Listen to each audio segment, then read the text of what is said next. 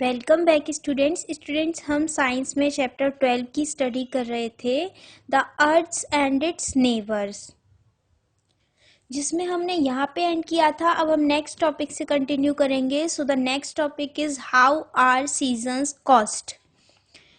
While spinning on its axis the earth also revolves around the sun. जब पृथ्वी अपने अक्ष पर घूम रही होती है तो ये सूर्य के चारों ओर भी घूमती है। This movement of the earth around the sun in its fixed orbit is called revolution. पृथ्वी की सूर्य के चारों ओर यह गति उसके उसके निर्धारित कक्षों में रिवॉल्यूशन कहलाती है। The earth takes 365 days 1 year to complete 1 revolution. पृथ्वी एक रिवॉल्यूशन एक चक्रण पूरा करने में 365 दिन यानी कि 1 ईयर एक साल लेती है। This is known as its yearly speed. यह इसकी वार्षिक गति कहलाती है। During a year the earth remains on a certain place for a fixed time. एक साल के समय जो पृथ्वी है वो अपने एकदम फिक्स टाइम पर अपने ही स्थान पर वापस आ जाती है। On this basis seasons change turn by turn.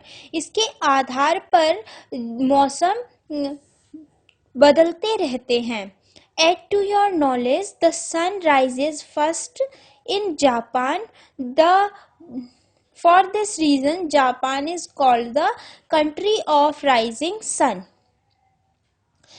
Japan में सूर्य सबसे पहले उगा था, इसलिए इस कारण से जापान को कंट्री ऑफ राइजिंग सन भी कहा जाता है।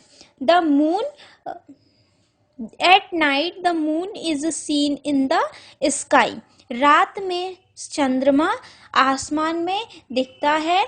It has no light of its own. इसका स्वयं का प्रकाश नहीं है। It gets light from the sun. यह सूर्य से प्रकाश प्राप्त करता है। The moon is the natural satellite of the earth.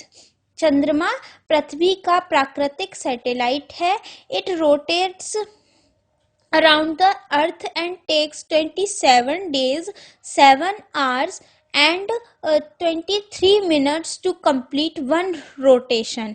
यह पृथ्वी के चारों ओर चक्कर लगाता है और यह 27 दिन 7 घंटे और 23 मिनट में एक रोटेशन को पूरा करता है, एक चक्रण पूरा करता है। The diameter of the moon is about 1/4 of the earth.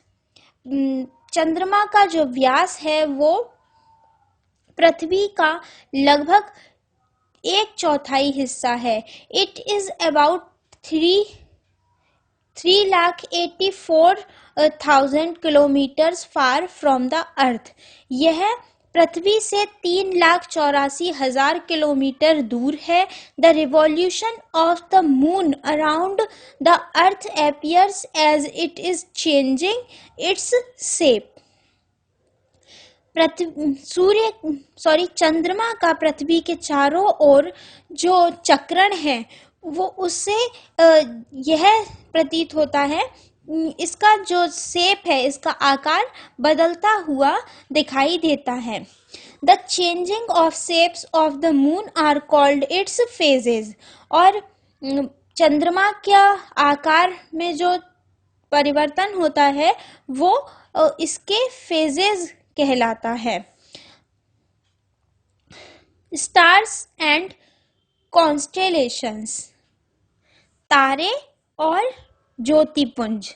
Eight night a large number of stars twinkle in the sky. They are stationary.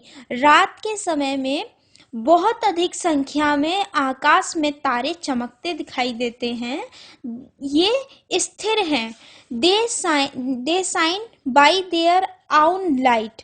वे अपने प्रकाश से चमकते हैं। इन डे टाइम, दिन के समय में, they are not seen due to the dazzling light of the sun. वे दिखाई नहीं देते सूर्य के बहुत ज़्यादा प्रकाश की वजह से। They are far away from the earth. वे पृथ्वी से बहुत दूर है। So we can not feel their heat and light. इसलिए हम इनके प्रकाश और इनकी गर्मी को नहीं फील कर पाते हैं। We express the distance of stars from the earth in terms of light year. हम पृथ्वी से स्टार्स की जो दूरी है उसको प्रकाश वर्ष में व्यक्त करते हैं। Know the fact light year is that distance which is travelled in a year by a light ray with the speed of 3 lakh kilometres per second. प्रकाश वर्ष एक दूरी है जो एक प्रकाश की किरण के द्वारा तय की जाती है, जो प्रकाश की एक किरण के द्वारा एक वर्ष में तय की जाती है 3 लाख किलोमीटर पर सेकंड की स्पीड से। When stars are in groups, they form a pattern in the sky which is known as constellation. जब तारे जो हैं वो एक समूह में होते हैं तो वे एक पैटर्न बनाते हैं स्काई में, आसमान में एक आकार बनाते हैं जिसे कॉन्स्टेलेशन के नाम से जाना जाता है, मतलब जिसे ज्योतिपुंज कहते हैं। There are total 88 constellations in the sky. आसमान में 88 ज्योतिपुंज हैं। For example, a group of 7 stars called Saptarishi Mandal is seen in the north. उदाहरण के लिए एक 7 सितारों का समूह जिसे सप्तऋषि मंडल कहा जाता है वो नॉर्थ में दिखाई देता है। In the east of Saptarishi Mandal is seen a group of 15 stars known as Kaal Purush constellation. East में सप्तऋषि मंडल 15 सितारों का एक समूह के रूप में दिखाई देता है जिसे काल पुरुष कॉन्स्टेलेशन, काल पुरुष ज्योतिपुंज के नाम से जाना जाता है। Some more examples of constellations are Orion, Leo, Ursa Major etcetera. कुछ अन्य एग्जाम्पल्स जो हैं कॉन्स्टेलेशन के वो हैं ओरियन, लियो, उर्सा मेजर आदि। Add to your knowledge, in the north, before the first 2 stars of Saptarishi Mandal, there is a shining star called Pole Star, also called Dhruv Tara in Hindi. उत्तरी दिशा में